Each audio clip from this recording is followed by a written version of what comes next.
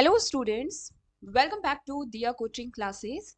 आज हम 26 जुलाई 2026 के मोस्ट इंपॉर्टेंट करंट अफेयर्स को कवर करेंगे। अगर आप लोग किसी भी कॉम्पिटिटिव एग्जाम की प्रिपरेशन कर रहे हैं और डेली करंट अफेयर कवर करना चाहते हैं तो आप हमारे चैनल को फॉलो कर सकते हैं, सब्सक्राइब कर सकते हैं। हमारे क्लासेस में सबसे इंपॉर्टेंट पॉइंट ये है कि आपको करंट फैक्ट्स के साथ में ही यहाँ पर जो जीके स्टैटिक्स होता है वो भी डिटेल से समझाया जाता है, ताकि आपका हर टॉपिक डिटेल से कवर हो सके। ओके, तो स्टार्ट करते हैं। स्टार्ट करने से पहले देखते हैं आज हम कौन कौन से टॉपिक को कवर करने वाले हैं करंट अफेयर के। तो सबसे पहले यूनेस्को वर्ल्ड हेरिटेज जो है इंपॉर्टेंट है। 45th धरोहर जो है हमारी भारत की, वो हम देखेंगे। इसके बाद वाइब्रेंट विलेज प्रोग्राम के बारे में, वर्ल्ड ड्रोइंग प्रिवेंशन डे के बारे में, ब्रिक्स डीआरआर मीटिंग के बारे में। इसके बाद यहाँ पर हम भार्गव शास्त्र जो भारत का नया स्वदेशी एंटी ड्रोन सिस्टम है उसके बारे में, ईस्ट एशिया समिट के बारे में देखेंगे, एआई इन स्कूल करिकुलम देखेंगे, कक्षा 1 से 12वीं तक एआई को मुख्य विषय बनाने वाला देश का पहला राज्य कौन सा है, नेशनल कमीशन फॉर माइनॉरिटीज देखेंगे। इसके बाद क्वांटम फाइनेंस हब की न्यूज़ देखेंगे और प्रेसिडेंट ऑफ इंडिया पे एक बहुत इंपॉर्टेंट विदेश यात्रा और जो महत्वपूर्ण तथ्य है उनके बारे में हम देखेंगे। ओके, शुरू करते हैं। सारे ही टॉपिक आपके लिए बहुत इंपॉर्टेंट है, तो लेक्चर को लास्ट तक देखना ही है आपको। ठीक है, शुरू करते हैं। फर्स्ट क्वेश्चन है, यूनेस्को द्वारा उत्तर प्रदेश के किस प्रसिद्ध बौद्ध स्थल को भारत की 45वीं विश्व धरोहर स्थल घोषित किया गया है? तो उत्तर प्रदेश के हमारे ancient Buddhist site of Sarnath जो है उसको 45वीं विश्व धरोहर स्थल घोषित किया गया है। तो ऑप्शन बी यहाँ पर हमारा करेक्ट हो जाएगा। देखिए, उत्तर प्रदेश के वाराणसी के पास स्थित सारनाथ के प्राचीन बौद्ध अवशेषों को यूनेस्को की विश्व धरोहर सूची में शामिल किया गया है। सारनाथ बौद्ध धर्म का सबसे पवित्र स्थल माना जाता है, क्योंकि भगवान बुद्ध ने अपना पहला उपदेश यही दिया था।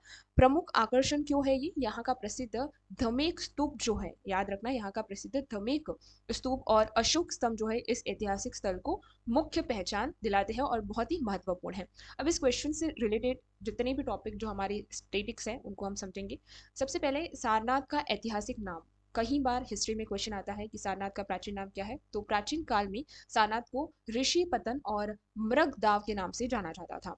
धर्म चक्र प्रवर्तन, बुद्ध द्वारा सारनाथ में दिए गए पहले उपदेश की घटना को धर्म चक्र प्रवर्तन कहा जाता है। ये कई बार पूछा चुका है। अशोक स्तंभ और राष्ट्रीय प्रतीक, भारत का राष्ट्रीय प्रतीक 4 सिंहों वाला सारनाथ का अशोक स्तंभ जो है वो इसी स्थल पर सम्राट अशोक द्वारा बनाया गया था। धमेक स्तूप, क्योंकि हमने पढ़ा है धमेक स्तूप क्या है, सारनाथ में स्थित धमेक स्तूप वह स्थान माना जाता है जहां बुद्ध ने अपने पहले 5 शिष्यों को उपदेश दिया था। मूलगंध कुटी विहार, सारनाथ स्थित वहां स्थान जहां बुद्ध अपनी पहली वर्षा ऋतु के दौरान ध्यान में बैठे थे उसे मूलगंध कुटी विहार कहते हैं। चौखड़ी स्तूप, सारनाथ का वह स्तूप जो उस स्थान का प्रतीक है जहां बुद्ध अपने शिष्यों से मिले थे गुप्त काल में ये बनाया गया था। भारत की पहली यूनेस्को साइट तो 1983 में अजंता की गुफा है, एलोरा की गुफा है, आगरा का किला और ताजमहल को पहली बार शामिल किया गया था यूनेस्को साइट्स में। उत्तर प्रदेश के अन्य यूनेस्को साइट जैसे आगरा का किला है, ताजमहल, फतेहपुर सीकरी, सारनाथ अब चौथी साइट पर है उत्तर प्रदेश में। यूनेस्को का मुख्यालय कहाँ है? तो ये पेरिस फ्रांस में स्थित है और इसकी स्थापना जो है वो 1945 में हुई थी। भारत की 44वीं यूनेस्को साइट कौन सी थी? तो असम के चरदेव मोईदाम जो है उसको 44वीं साइट का दर्जा मिला था। अब ये कुछ मेन इंपॉर्टेंट कल्चरल साइट है जिसका नाम हम सिर्फ ले लेते हैं। देखिए, एक तो ताजमहल, आगरा फोर्ट, फतेहपुर सीकरी, अजंता केव्स जो महाराष्ट्र में है, Ellora cave Maharashtra, elephant cave Maharashtra, Chhatrapati Shivaji Maharaj terminus Maharashtra, Maratha military landscape Maharashtra, group of monuments at Hampi Maharashtra, group of monuments at Pattadakal Karnataka, sun temple Konark Odisha, sun temple Modhera, Champaner Pavagadh archaeological park, Rani ki Vav historical city of Ahmedabad, खुरजाओ ग्रुप ऑफ मॉन्यूमेंट जो मध्य प्रदेश में है, Buddhist monument at Sanchi, rock shelter of Bhimbetka, great living Chola temple, group of monuments at Mahabalipuram, sacred ensembles of Hoysalas. इसके बाद उत्तर प्रदेश और सारी है जैसे कंचनजंगा भी है। नीचे आपको एक लिंक दे रखा है जो हमारा सेकंड चैनल है जिसमें नेशनल पार्क के बारे में, और एक और लिंक दे रखा है जिसमें हमारी इंडियन हेरिटेज साइट जो है ना, जितनी भी यूनेस्को हेरिटेज साइट है इंडिया की वो सारी कवर कर दी गई है। तो अगर आप इसको पढ़ना चाहते हैं तो नीचे दिए गए लिंक और एक नेशनल पार्क भी बना हुआ है, वो दोनों ही वीडियो आप देख सकते हैं। क्वेश्चन नंबर सेकंड है हमारा, भारत में सीमावर्ती गांवों के बुनियादी विकास और युवाओं को जोड़ने के लिए केंद्र सरकार द्वारा कौन सी योजना चलाई जा रही है? तो केंद्र सरकार द्वारा विकसित वाइब्रेंट विलेज प्रोग्राम चलाया जा रहा है। ऑप्शन बी बिल्कुल करेक्ट होगा। क्या हुआ, देखिए सरकार वाइब्रेंट विलेज प्रोग्राम के तहत देश के जो उत्तरी और सीमावर्ती यानी बॉर्डर के पास जितने भी विलेजेस हैं उनको विकसित कर रही है ताकि वहां के निवासियों को बेहतर सुविधा मिल सके। सोच में बदलाव, यानी पहले सीमावर्ती गांव को अंतिम गांव कहा जाता था, लेकिन इस योजना के तहत अब इन्हें देश का पहला गांव माना जाता है। मुख्य लक्ष्य क्या है, बुनियादी ढांचा जैसे सड़क हो गया, बिजली, इंटरनेट मजबूत करना, पर्यटन को बढ़ावा देना और सीमावर्ती क्षेत्रों में पलायन रोकना, ये मुख्य लक्ष्य इसके हैं। देखिए योजना का शुभारंभ कब हुआ है, तो वाइब्रेंट विलेज प्रोग्राम जिसे वीवीपी बोलते हैं का आधिकारिक शुभारंभ अरुणाचल प्रदेश के किम्बुटू गांव से किया गया था। ये हमेशा याद रखना है आपको, कहां से इसकी शुरुआत हुई थी, किम्बुटू गांव, कहां पर, अरुणाचल प्रदेश से। संबंधित मंत्रालय इस योजना पूरी तरह से केंद्रीय गृह मंत्रालय यानी मिनिस्ट्री ऑफ होम अफेयर के तहत आती है। कवर किए जाने वाले राज्य देखिए 4 राज्यों को ये कवर करता है, अरुणाचल प्रदेश, हिमाचल प्रदेश, उत्तराखंड, सिक्किम और एक केंद्र शासित प्रदेश है लद्दाख के सीमावर्ती गांव के लिए ये किया गया है। भारत का सबसे पूर्वी गांव कौन सा, अब देखिए क्योंकि हम बॉर्डर एरियाज में पढ़ रहे हैं तो ये पढ़ लेते हैं। सबसे पूर्वी गांव जो है वो अरुणाचल प्रदेश का किम्बुतु भारत का सबसे पूर्वी स्थल है। सबसे उत्तरी स्थल कौन सा है, लद्दाख में स्थित इंदिरा कौल, ठीक है। सीमा सुरक्षा बल यानी भारत पाकिस्तान और भारत बांग्लादेश सीमाओं की रक्षा करने वाला ये प्राथमिक बल होता है, बीएसएफ जिसे बोलते हैं। भारत चीन सीमा सुरक्षा, तो भारत और चीन जिसे एलएसी हम बोलते हैं की सुरक्षा का मुख्य रूप से भारत तिब्बत सीमा पुलिस करती है, आईटीबीपी। मैकमोहन रेखा जो है वो भारत के अरुणाचल प्रदेश और चीन के बीच सीमा रेखा को मैकमोहन कहा जाता है। इससे पहले ये हमारे भारत के अरुणाचल प्रदेश और तिब्बत के बीच में थी, लेकिन अब क्योंकि तिब्बत पे चीन का ही वो है तो इसलिए चीन का माना जाता है। रेड क्लिफ रेखा जो है भारत और पाकिस्तान के बीच में है। सशस्त्र सीमा बल क्या है, तो नेपाल और भूटान सीमाओं की सुरक्षा के लिए जिम्मेदारी जो सीमा बल है उसे सशस्त्र सीमा बल कहा जाता है। नेक्स्ट क्वेश्चन हमारा है, डूबने से होने वाली मौतों को रोकने और सुरक्षा जागरूकता बढ़ाने के लिए वर्ल्ड ड्रोनिंग प्रिवेंशन डे कब मनाया जाता है, तो ये हर साल 25 जुलाई को मनाया जाता है। ऑप्शन सी बिल्कुल करेक्ट होगा। पूरे विश्व में जल सुरक्षा के प्रति जागरूकता फैलाने और नदियों या फिर समुद्र में डूबने से होने वाली मौतों को रोकने के लिए विश्व जल निमग्नता निवारण दिवस यानी प्रिवेंशन डे मनाया जाता है। दुनिया भर में डूबना आकस्मिक मौतों की प्रमुख कारणों से है, एक विशेष बच्चे और युवाओं में। और ग्लोबल कॉल की अगर बात करें तो डब्ल्यूएचओ इस दिन सुरक्षित तैराकी, लाइफ जैकेट के उपयोग और तटीय सुरक्षा पर जोर देते हैं। संयुक्त राष्ट्र प्रस्ताव, तो संयुक्त राष्ट्र महासभा यूएनजीए ने अप्रैल 2021 में इस दिन को मनाने का ऐतिहासिक प्रस्ताव दिया था। इस अभियान का नेतृत्व वैश्विक स्तर पर डब्ल्यूएचओ करता है। डब्ल्यूएचओ का मुख्यालय कहाँ है, ये जेनेवा स्विट्जरलैंड में स्थित है, ठीक है। भारत में जल आपदा बल कौन संभालता है, तो भारत में डूबने और जल आपदा से बचाने के लिए एनडीआरएफ यानी राष्ट्रीय आपदा मोचन बल जो है वो मुख्य रूप से ये एजेंसी भारत में काम करती है। एनडीआरएफ की स्थापना कब हुई थी, तो एनडीआरएफ का जो गठन है वो 2005 के तहत हुआ था, 2005 के अधिनियम से, और ये लागू हुआ था 2006 से। राष्ट्रीय तटरक्षक बल इंडियन कोस्टल गार्ड, तो भारत में समुद्री तटों पर राहत और बचाव कार्य करने वाली मुख्य एजेंसी की स्थापना 1977 में हुई थी, जो कि इंडियन कोस्ट गार्ड है। भारतीय नौसेना दिवस जो है हर साल 4 दिसंबर को मनाया जाता है। विश्व जल दिवस जो है 22 मार्च को मनाया जाता है। वर्ल्ड हेल्थ डे जो है वो 7 अप्रैल को मनाया जाता है। अंतर्राष्ट्रीय समुद्र विज्ञान संस्था जो है, तो भारत में राष्ट्रीय समुद्र विज्ञान संस्था दोनों पोलो गोवा में स्थित है। नेक्स्ट क्वेश्चन है, आपदा जोखिम न्यूनीकरण पर ब्रिक्स देशों की मंत्री स्तरीय बैठक की मेजबानी किस भारतीय संस्था ने की है, तो इसकी जो मेजबानी है यानी जो होस्ट किया है वो किसने किया है, एनडीएमए यानी नेशनल डिजास्टर मैनेजमेंट अथॉरिटी ने। ऑप्शन बी बिल्कुल करेक्ट होगा। भारत की मेजबानी में ब्रिक्स देशों, अब ब्रिक्स में कौन कौन है, ब्राजील है, रूस है, भारत है, चीन है, दक्षिणी अफ्रीका है, कि आपदा प्रबंधन प्रमुखों की नई दिल्ली में बैठक हुई है, किसकी, ब्रिक्स की, किसके लिए, डिजास्टर रिस्क रिडक्शन के लिए। सभी देशों ने जलवायु परिवर्तन और प्राकृतिक आपदाओं यानी बाढ़ हो गया, भूकंप हो गया से मिलकर निपटने की ब्रिक्स डीआरआर वर्क प्लान 2025 से 28 को अपनाया है। आपदा आने से पहले ही चेतावनी जारी करने की तकनीक एक दूसरे के साझा करना है, इसका मुख्य फोकस है, ठीक है। अब एनडीएमए क्या है, एनडीएमए अधिनियम क्या है, भारत में आपदा प्रबंधन अधिनियम डिजास्टर मैनेजमेंट एक्ट वर्ष 2005 में लागू हुआ था, ठीक है। एनडीएमए के अध्यक्ष कौन होते हैं, तो राष्ट्रीय आपदा प्रबंधन प्राधिकरण एनडीएमए के पदेन एक्स ऑफिको अध्यक्ष हमेशा भारत के प्रधानमंत्री होते हैं। ये क्वेश्चन आ सकता है कि एनडीएमए के अध्यक्ष कौन होते हैं, प्रधानमंत्री।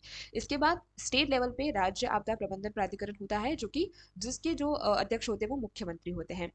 इसके बाद सेंडाई फ्रेमवर्क क्या है, तो आपदा जोखिम न्यूनीकरण 2015 से 30 के लिए अंतरराष्ट्रीय ढांचा है जो जापान में अपनाया गया था, ठीक है। इसके बाद कॉलिशन फॉर डिजास्टर रिसेलिएंट इंफ्रास्ट्रक्चर, तो भारत द्वारा 2019 में शुरू की गई एक वैश्विक आपदा रोधी अवसंरचना पहल, मुख्यालय इसका कहाँ है? दिल्ली में है। ब्रिक्स का जो पहला नाम था वो ब्रिक था। 2010 में जब दक्षिण अफ्रीका जुड़ा तो इसके आगे ये जो एस लगा हुआ है वो जुड़ा, और एस से साउथ अफ्रीका होता है, ठीक है।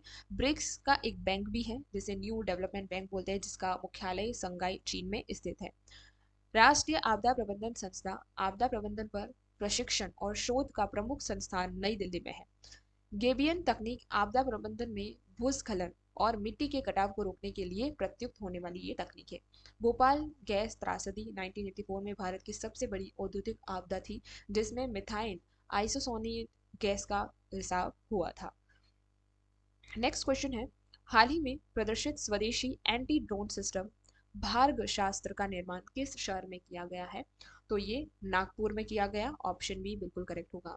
दुश्मन के ड्रोन्स को नष्ट करने वाला भारत का आधुनिक भार्गव शास्त्र एंटी ड्रोन सिस्टम का लाइव प्रदर्शन किया गया। यह 10 किलोमीटर की दूरी से ही दुश्मन के छोटे ड्रोन्स और झुंड का पता लगाकर उन्हें मार गिराता है। इसे नागपुर महाराष्ट्र स्थित निजी राष्ट्र company solar defence and aerospace ने बनाया है। भार्गव शास्त्र का अर्थ क्या है? इस सिस्टम का नाम भगवान परशुराम के पौराणिक अस्त्र के नाम पर रखा गया है। इंद्रजाल हैदराबाद की ग्रेन रोबोटिक द्वारा निर्मित भारत का पहला स्वदेशी एआई संचालित एंटी ड्रोन डोम है, जिसका नाम क्या है? इंद्रजाल। इसके बाद ऑरेंज सिटी क्या है? तो नागपुर को, क्योंकि नागपुर का नाम आया है, तो भारत के जो नागपुर है उसमें व्यापक संतरे के उत्पादन के कारण इसे ऑरेंज सिटी के नाम से भी जाना जाता है। जीरो माइल स्टोन क्या है? तो ब्रिटिश काल में भारत के भौगोलिक केंद्र को दर्शाने वाले जीरो माइल नागपुर में स्थित है। स्वाति वेपन लोकेटिंग रडार क्या है? तो डीआरडीओ द्वारा निर्मित भारतीय सेना का रडार जो दुश्मनों के तोपखाने का पता लगाता है। आकाश मिसाइल, तो भारत की स्वदेशी सतह के हवा में मार करने वाली सरफेस टू एयर मिसाइल प्रणाली को आकाश मिसाइल कहते हैं। ड्रोन नीति 2021 भारत में नागरिक उड्डयन मंत्रालय द्वारा नियंत्रण ड्रोन नियम है। इसके बाद यहाँ पर स्वामित्व योजना क्या है? तो भारत के गांवों में जमीन के सर्वे और मैपिंग के लिए ड्रोन तकनीक का उपयोग करने वाली केंद्र सरकार को स्वामित्व कहते हैं। डीआरडीओ की स्थापना जो है वो 1958 में हुई थी, जिसका मुख्यालय नई दिल्ली में स्थित है। सशस्त्र बल बोर्ड भारत में रक्षा क्षेत्र में निजी कंपनियों को निर्माण की अनुमति रक्षा उत्पादन विभाग देता है। क्वेश्चन नंबर 6 है यहाँ पर, ईस्ट एशिया समिट विदेश मंत्रियों की बैठक किस देश की राजधानी मंडला में आयोजित की गई है? तो ये फिलीपींस में की गई है, ऑप्शन सी करेक्ट होगा। एशिया प्रशांत क्षेत्र की सुरक्षा और सहयोग पर चर्चा के लिए 21वीं ईस्ट एशिया समिट विदेश मंत्रालय की बैठक मनाली में हुई। भारत का यहाँ पर क्या रुख रहा? तो भारत के विदेश मंत्री एस जयशंकर ने इसमें भाग लिया और दक्षिण चीन सागर में मुक्त एवं नियम आधारित नौवहन की वकालत की है। यह मंच क्षेत्र में चीन के बढ़ते प्रभाव के बीच समुद्र सुरक्षा बनाए रखने में अहम है। ईएएस की स्थापना यानी ईस्ट एशिया समिट की स्थापना 2005 में हुई थी, जिसका पहला सम्मेलन क्वालालंपुर में हुआ था। सदस्य इसमें कुल 18 देश शामिल हैं। 10 आसियानी सदस्य जैसे भारत, चीन, जापान, दक्षिण कोरिया, ऑस्ट्रेलिया, न्यूजीलैंड, रूस और अमेरिका है। बाकी 8 जो है वो दूसरे हैं। एशिया बैंक अभी हमने पढ़ा था एडीबी के बारे में, जिसका मुख्यालय मनीला मांडुलियोक फिलीपींस में स्थित है, जो कि 1966 में स्थापना इसकी हुई थी। इसके बाद अंतर्राष्ट्रीय चावल अनुसंधान संगठन, तो आईआरआरआई का मुख्यालय लॉस बानोस फिलीपींस में स्थित है। ये क्वेश्चन पूछा गया है कि अंतर्राष्ट्रीय चावल अनुसंधान का जो मुख्यालय है वो कहाँ पर है। रेमन मैग्सेस पुरस्कार, इसे एशिया का नोबेल पुरस्कार कहा जाता है, जो फिलीपींस के पूर्व राष्ट्रपति की याद में दिया जाता है। आसियान का मुख्यालय, तो association of south east Asian national का मुख्यालय जकार्ता इंडोनेशिया में स्थित है। एक्ट ईस्ट पॉलिसी, भारत ने 1991 की लुक ईस्ट पॉलिसी को 2014 में एक्ट ईस्ट पॉलिसी में बदला था। फिलीपींस की मुद्रा, फिलीपींस की आधिकारिक मुद्रा पैसो है। मरियाना ट्रेंच, तो विश्व का सबसे गहरा समुद्री गर्त फिलीपींस के पास प्रशांत महासागर में स्थित है। ब्रह्मोस मिसाइल का पहला निर्यात, भारत ने ब्रह्मोस सुपरसोनिक क्रूज मिसाइल बेचने के लिए सबसे पहला समझौता फिलीपींस के साथ ही किया था। नेक्स्ट क्वेश्चन है कि कक्षा 1 से 12वीं तक की स्कूल शिक्षा पाठ्यक्रम में आर्टिफिशियल इंटेलिजेंस को मुख्य विषय के रूप में शामिल करने वाला भारत का पहला राज्य कौन सा है? तो पंजाब भारत का पहला राज्य बना है, ऑप्शन ही करेक्ट होगा। अब पंजाब सरकार ने अपने राज्य की सभी सरकारी और प्राइवेट स्कूलों में कक्षा 1 से 12वीं तक एआई को एक मेन स्ट्रीम अनिवार्य सब्जेक्ट बना दिया है। पहला राज्य ऐसा कदम उठाने वाला भारत का पहला राज्य पंजाब बना है। सरबट एआई पहल के तहत उसके लिए बच्चों को शुरुआत से ही कोडिंग, डेटा और एआई तकनीक की समझ देना इसका क्या है, मेन फोकस है। एआई क्या है, एआई के जनक कौन है? तो जॉन मैकार्ली जो है एआई के पिता उनको कहा जाता है, फादर ऑफ एआई। भारत का पहला एआई शहर तो उत्तर प्रदेश का लखनऊ शहर भारत की पहले एआई सिटी के रूप में विकसित किया गया। भारत का पहला एआई स्कूल जो है, भारत का पहला एआई संचालित स्कूल तिरुवनंतपुरम केरल में शुरू हुआ है। पंजाब का नामकरण, तो पंजाब का नाम फारसी भाषा की दो शब्द पंज और आप से बना है, जिसका अर्थ है पांच नदियों की भूमि। पांच नदियां कौन सी है? तो पंजाब की पांच नदियां सतलुज, ब्यास, रावी, चेनाब और झेलम। इसके बाद अनुच्छेद 21 ए शिक्षा का अधिकार है, तो संविधान की 6 से 14 वर्ष के बच्चों के लिए मुफ्त और अनिवार्य शिक्षा का अधिकार है। 86 संविधान संशोधन जो कि 2002 में हुआ था, इसी संशोधन के द्वारा शिक्षा को मौलिक अधिकार, राइट टू एजुकेशन घोषित किया गया था। आरटीई अधिनियम 2009, तो शिक्षा का अधिकार अधिनियम पूरे भारत में 1 अप्रैल 2010 से लागू हुआ था। नेप 2020 का मॉडल नई शिक्षा नीति का शैक्षिक ढांचा 5+3+3+4 मॉडल पर आधारित है। चंडीगढ़ संयुक्त राजधानी, चंडीगढ़ पंजाब और हरियाणा दोनों राज्यों की संयुक्त राजधानी है, जिसे ली कॉर्ब्यूनीज की डिजाइन किया था। किसने किया था? ली कॉर्बूज यानी डिजाइन किया था। ये क्वेश्चन आ सकता है कि इसे किसने डिजाइन किया था, ठीक है।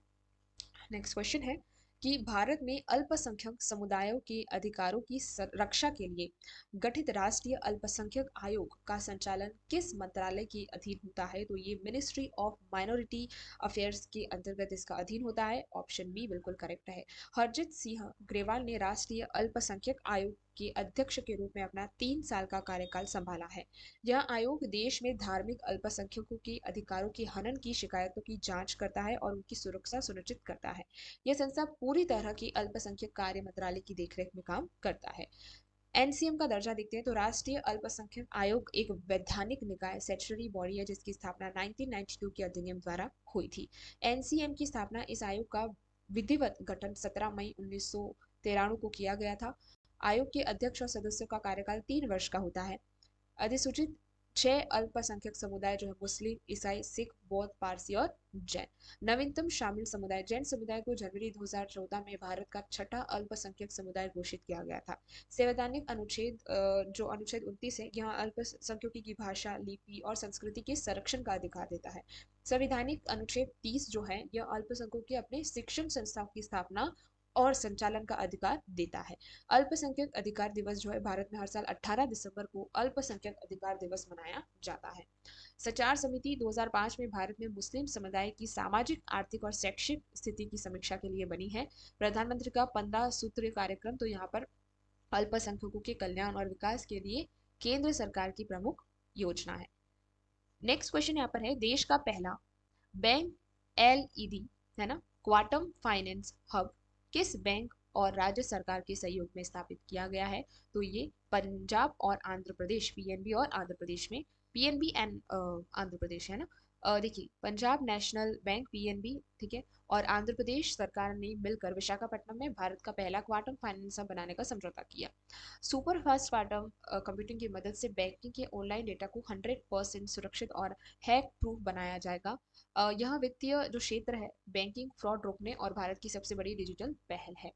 समझते हैं पंजाब बैंक जो है, इसकी स्थापना, तो पंजाब नेशनल बैंक की स्थापना 19 मई को 1894 को लाहौर में हुई थी। यह भारत का पहला पूर्ण स्वदेशी बैंक था। मुख्य संस्थापक देखें तो जो हमारे पंजाब नेशनल बैंक की स्थापना में लाला लाजपत राय और दयाल सिंह मजीठिया की मुख्य भूमि थी। इसका मुख्यालय नई दिल्ली में स्थित है। इसके बाद राष्ट्रीय क्वांटम मिशन भारत ने 2023 में क्वांटम तकनीक को विकसित करने के लिए 6000 करोड़ का नेशनल क्वांटम मिशन शुरू किया है। यह आंध्र प्रदेश का सबसे बड़ा शहर और इसे द सिटी ऑफ डेजर्ट कहा जाता है। किसे? विशाखापट्टनम को विगेज कहा जाता है, ठीक है। पूर्वी नौसेना कमान, तो भारतीय नौसेना की पूर्वी कमान का मुख्यालय विशाखापट्टनम में स्थित है। आंध्र प्रदेश की तटरेखा, आंध्र प्रदेश के पास भारत की दूसरी सबसे लंबी तटरेखा जो है 974 किलोमीटर की है, और सबसे पहला कौन है? गुजरात है। सतीश धवन अंतरिक्ष केंद्र, इसरो का मुख्य रॉकेट जो प्रक्षेपण केंद्र जो है वो श्रीहरिकोटा आंध्र प्रदेश में स्थित है। कुचिपुड़ी आंध्र प्रदेश का प्रसिद्ध राष्ट्रीय नृत्य, जिसका नाम कुचेलपुरम गांव से पड़ा है, और भारत के आधार का पहला राज्य जो है 1 अक्टूबर 1953 को भाषा तेलुगु के आधार पर आंध्र प्रदेश को ही पहला राज्य घोषित किया था। तो आज का हमारा जो लास्ट क्वेश्चन है बहुत इंपॉर्टेंट है, जो कि प्रेसिडेंट पे है। तो द्रौपदी मुर्मू भारत की 15वीं राष्ट्रपति हैं। वे भारत के किस राज्य और किस जनजाति से संबंधित है? तो ये ओडिशा की सांथाल जनजाति से संबंधित है। ऑप्शन बी आपका यहाँ पे बिल्कुल सही होगा।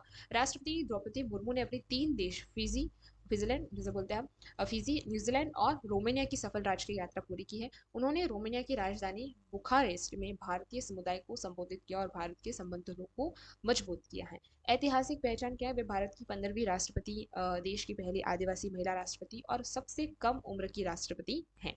जनजातीय पृष्ठभूमि, क्योंकि अब यहाँ पर हमारी जनजाति की बात हुई है, तो राष्ट्रपति द्रौपदी मुर्मू जो है उड़ीसा के मयूरभंज जिले से हैं और सांथाल जनजाति से आती हैं। सांथाल से आपको सांथाल विद्रोह याद रखना है, अंग्रेजों और जमींदारों के खिलाफ सिंधु और कानू के नेतृत्व में हुआ प्रसिद्ध आदिवासी विद्रोह है। संथाल भाषा की लिपि क्या है? तो उनकी लिपि है ओल चिकी, जिसके आविष्कारक पंडित रघुनाथ मुर्मू थे। संविधान का अनुच्छेद 52 क्या बोलता है? प्रावधान करता है कि भारत का एक ही राष्ट्रपति होगा। राष्ट्रपति के चुनाव, क्योंकि राष्ट्रपति के बारे में प्रश्न है तो ये पढ़ना जरूरी है कि चुनाव कैसे होता है। तो राष्ट्रपति का चुनाव एक इलेक्टोरल कॉलेज द्वारा होता है, जिसमें संसद और विधानसभा के निर्वाचित सदस्य ही वोट करते हैं। अनुच्छेद 61, ठीक है, राष्ट्रपति का संविधान के उल्लंघन के कारण वह महाभियोग, जिसे हम इंग्लिश में इम्पीचमेंट प्रोसेस कहते हैं, अगर आपको प्रेसिडेंट को हटाना है तो जो हमारे पार्लियामेंट के सदस्य जो रहते हैं वो इन्हें इम्पीचमेंट प्रोसेस के थ्रू हटा सकते हैं। लेकिन कब? जब वो संविधान का उल्लंघन करते हैं तभी, ऐसे कोई नहीं हटा सकता है, ठीक है। अनुच्छेद 72 जो है क्षमादान, राष्ट्रपति को किसी भी सजा, व्यक्ति की जिसको सजा मिली है जो बहुत कठिन सजा है, तो उसे कम करने की शक्ति जो है वो हमारे राष्ट्रपति के पास है। रोमानिया की राजधानी, वो मुद्रा, रोमानिया की राजधानी बुखारेस्ट है और उसकी जो हमारी मुद्रा है वो मुद्रा लियू है। फिजी की राजधानी क्या है? तो सुवा, और उसकी भाषा जो है, मतलब जहाँ की आधिकारिक भाषाओं में हिंदी भी शामिल है। न्यूजीलैंड की राजधानी है हमारी वेलिंगटन। और ये बहुत ही इंपॉर्टेंट था तीनों राजधानी को जानना। और यहाँ पर हमारा लेक्चर आज समाप्त होता है। अगर आपको पीपीटी चाहिए तो आपको हमारे ग्रुप के साथ जुड़ना पड़ेगा, और अगर लेक्चर पसंद आया हो तो आपको लाइक करना है, शेयर करना और सब्सक्राइब करना है। Okay, thank you very much for today.